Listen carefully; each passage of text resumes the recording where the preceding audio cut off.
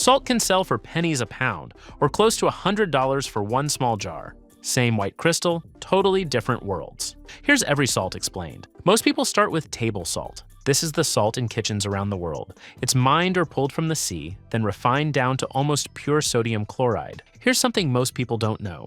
In the 1920s, companies started adding iodine to salt, and Morton helped make it standard across the US.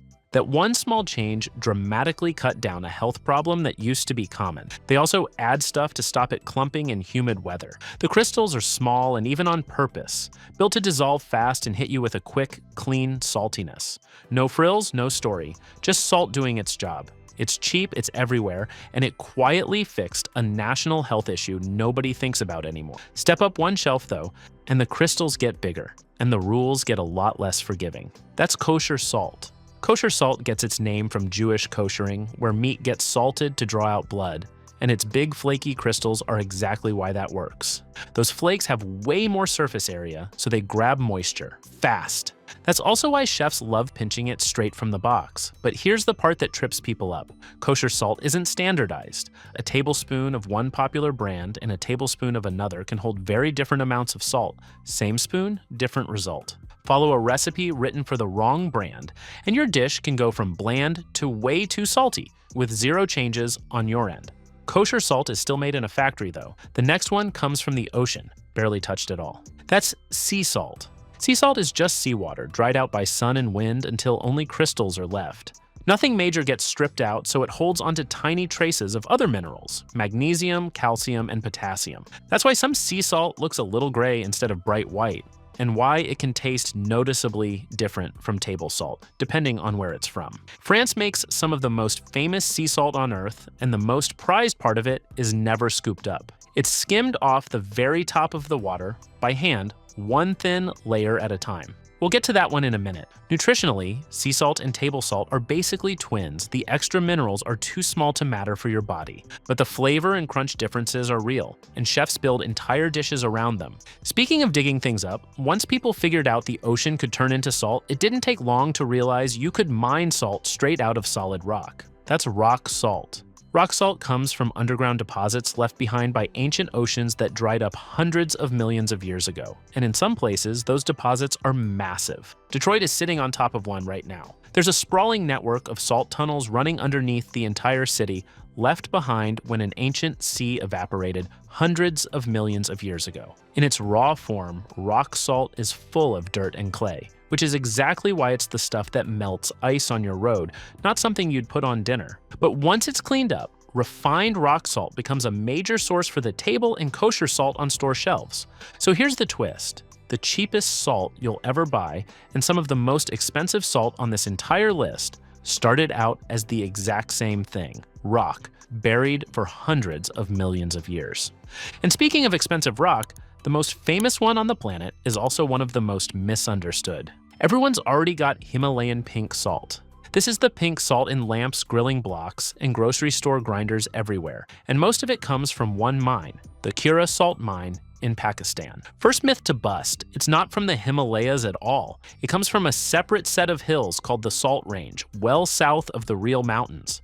The pink color comes from tiny bits of iron, basically rust, trapped inside the crystal. Kura is one of the largest salt mines on Earth. It gets 250,000 visitors a year, and somewhere deep inside it, there's an entire mosque built out of glowing salt bricks. Second myth to bust, the health hype. This salt is 96 to 99% regular salt. Those extra minerals everyone talks about are way too small to do anything for your body. It just tastes clean and mild.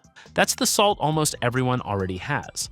But everything you've heard so far is still just salt. What's coming up next can cost a fortune, smells like a rotten egg on purpose, and one of them is actually naturally blue. First, the salt French chefs treat like tiny jewels. Up next is fleur de sel. Fleur de sel means flour of salt. It's the thin, fragile crust that forms on top of seawater as it dries in the marshes of Gironde, France. And it's the one we just teased a minute ago. People treat it like jewelry today, but for hundreds of years, nobody wanted it.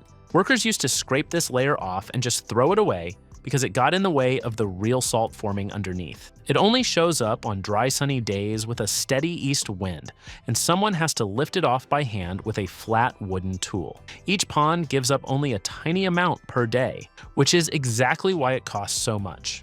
It's soft, a little wet, and gently salty, never sharp. The Roman writer Pliny the Elder wrote about salt from this exact spot almost 2,000 years ago, and French chefs brought it back into fashion in the 1900s. Sprinkle it over warm caramel, dark chocolate, or a steak right before serving, and you'll get it instantly. But the salt sitting right underneath it has a completely different story. Right under it sits sel grise.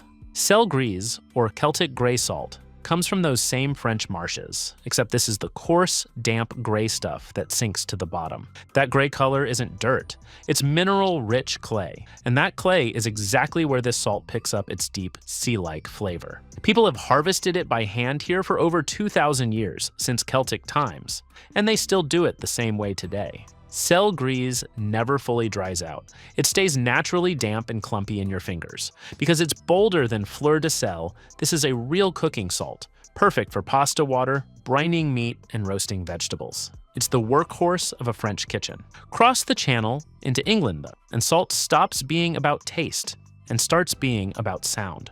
Across the channel, that's Maldon. Maldon sea salt comes from a small town in Essex, England, where seawater gets filtered and boiled until it forms soft, hollow, pyramid-shaped flakes.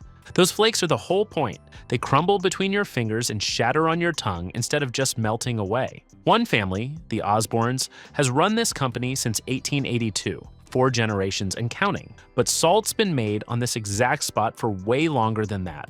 An old survey from 1086 recorded dozens of salt operations here, some tied to the English king himself. People think the Romans were boiling seawater on this spot 2,000 years ago. The taste is clean and bright, with none of the bitter edge other salts have, which is why chefs everywhere reach for it. It even holds a royal warrant, meaning it's officially supplied to the British royal household. Try it on roast meat, fresh bread, or warm cookies. And just across the water, another island protects its salt with actual law. Wales guards its own Halen Mon. Halen Mon means Anglesey salt in Welsh, made from seawater pulled from the strait between the island of Anglesey and mainland Wales.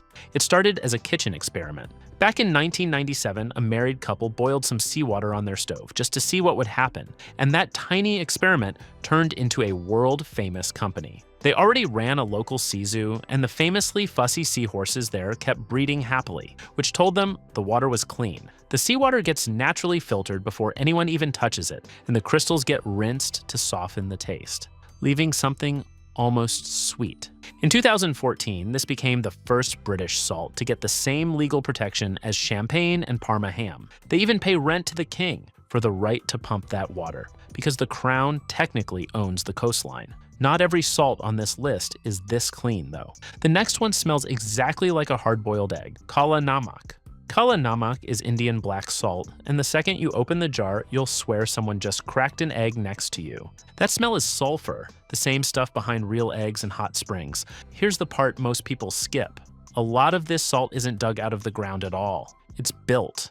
Makers seal salt in a container with charcoal and other ingredients and heat it for hours, and that's the exact reaction that creates the eggy smell. In big chunks, it's actually dark purple-brown, not black, and it turns pink once you grind it.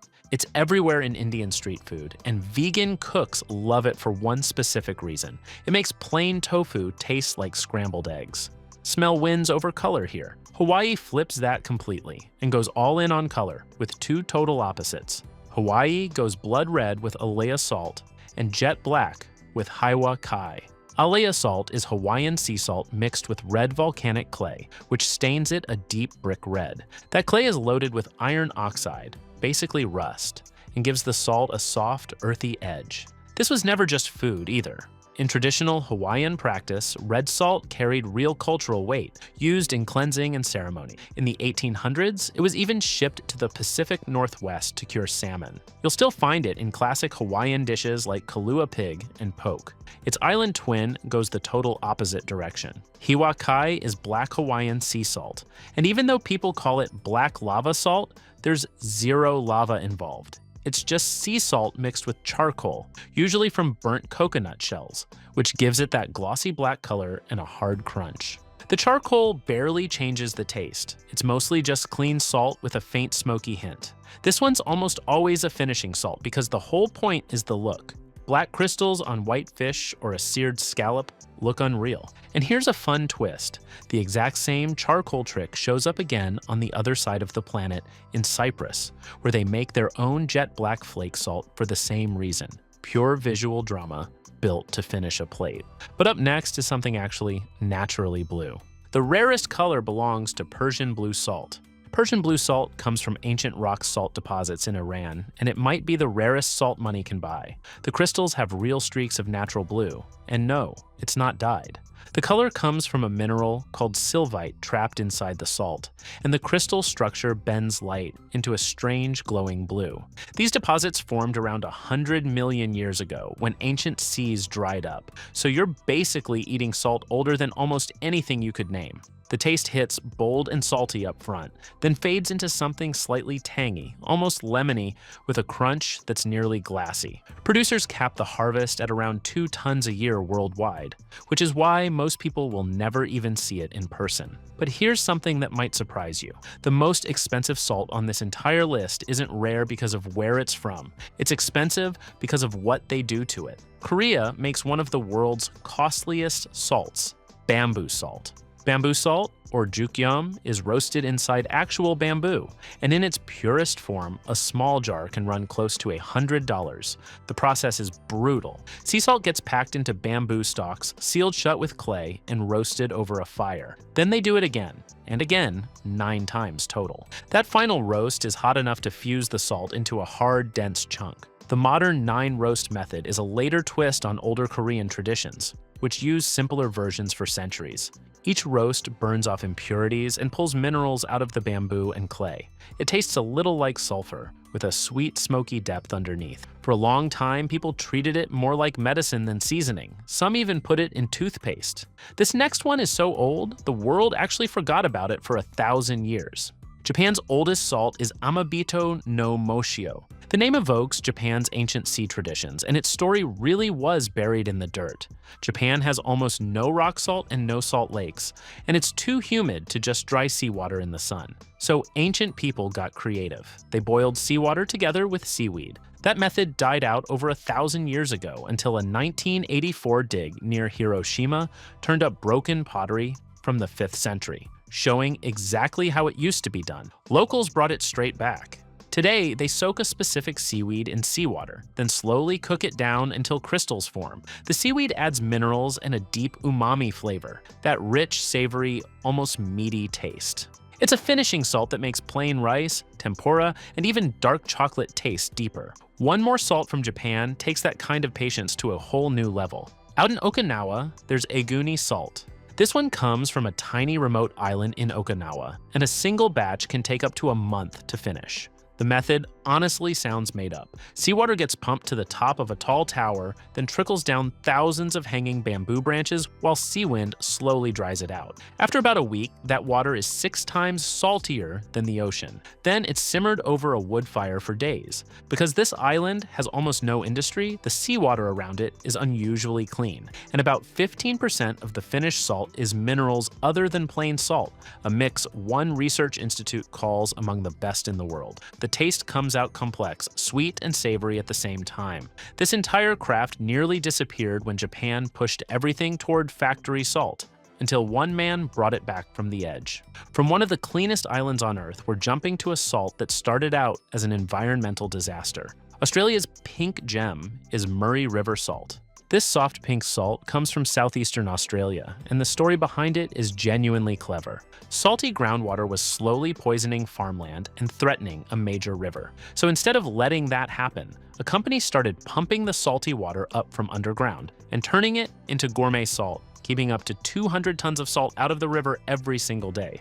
A pollution problem became a product. That soft pink color comes straight from minerals in the ancient water. The flakes are super soft and fragile, melting fast with a gentle, almost sweet taste. It's a finishing salt that looks beautiful, scattered over pale dishes. South America hides its own pink salt with a much, much older address. Up in the Andes, you'll find Bolivian rose. This rock salt is dug high in the Andes Mountains of Bolivia, right at the edge of one of the largest salt flats on Earth. This salt is basically a fossil, an ancient ocean that got trapped, then pushed thousands of feet into the sky as the mountains rose around it. The soft pink color comes from iron, and it's often described as packing more trace minerals than regular sea salt. The flavor is mild and a little sweet, gentle on meat and vegetables. It usually comes as chunky rocks for a grinder, so you crack it fresh right onto your plate. And here's a number that might break your brain, that Salt Flat holds roughly 10 billion tons of salt. Only about 25,000 tons get mined each year. At that rate, it would take longer than human civilization has existed to even put a dent in it. This one's rare because it's beautiful, not because it's running out. Now, we're going all the way back to fire, smoke, and the Vikings. In the fire, Danish Viking smoked sea salt is made. This is sea salt smoked using a method inspired by older northern smoking traditions, and one Danish producer gets the credit for bringing it back into the spotlight. The method is anything but gentle. Seawater dries into salt in an open pan, sitting directly over a smoky fire fed with juniper, cherry, and oak. The smoke soaks straight into the salt as it forms. One food magazine described the result as simply tasting like a bonfire, and people often say it smells like bacon. It carries a deep, sweet smokiness, and just a few grains go a long way. Smoking and salting were survival tools across the North for centuries, so this salt is basically a direct taste of that history. Try it on steak, salmon, roasted vegetables, or even a single pinch in a Bloody Mary. If you enjoyed this salt breakdown, maybe you'll also enjoy the video on screen about every cooking oil explained.